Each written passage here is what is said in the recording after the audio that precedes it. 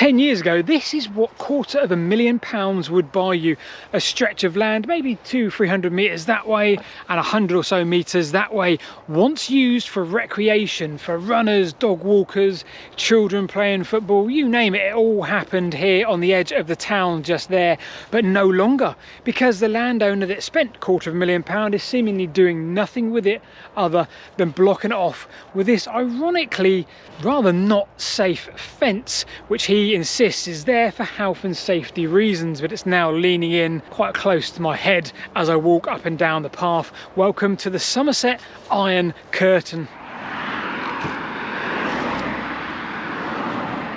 Almost 10 years ago to the day, Mendip District Council had a piece of land up for sale on the outskirts of Frome in Somerset. Now this was deemed as one of the last green spaces in Frome, certainly within its boundaries, so a campaign was set up, Save Our Space, led by Mrs Nag, and they raised a rather impressive £100,000. This was an impressive amount of money, but Somerset District Council deemed that it wasn't enough because that land was earmarked for development.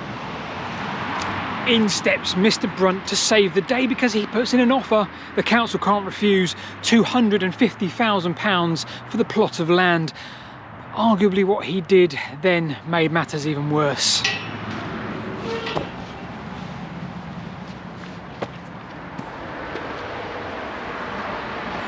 You see, Mr Brunt had absolutely no intention of saving the space, and instead Mr Brunt did this.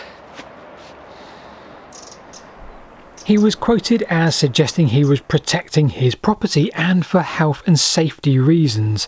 Mr Brunt suggested further that he wanted to put cattle out here and allow them to graze, and he has every right to do so, every right to do what he wants to do with the land as long as he doesn't block the right of way. So if you'd have walked this path a while back and looked in either direction, well, you'd have seen a lot of things. You'd have seen kids playing footballs, you'd have seen people walking dogs, runners, just people enjoying the space for around about 25 to 30 years before this, the Iron Curtain, and it's seen better days.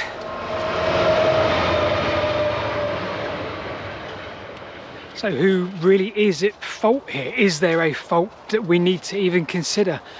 Is it the walkers, the dog walkers? Is it a landowner?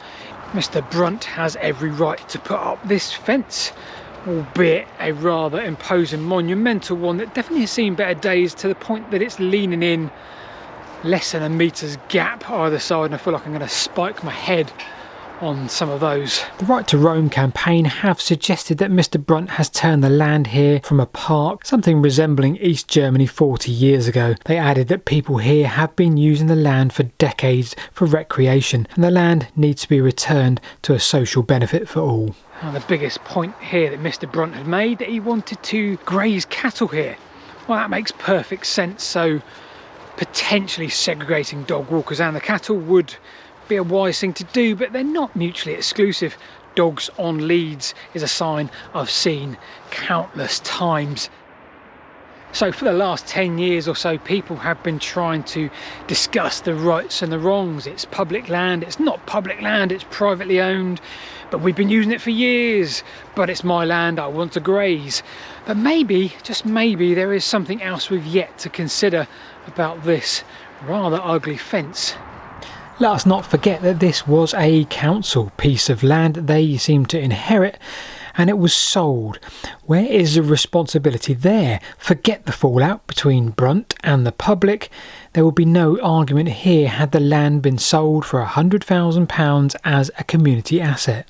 So really this potentially was caused out of greed on the council's part.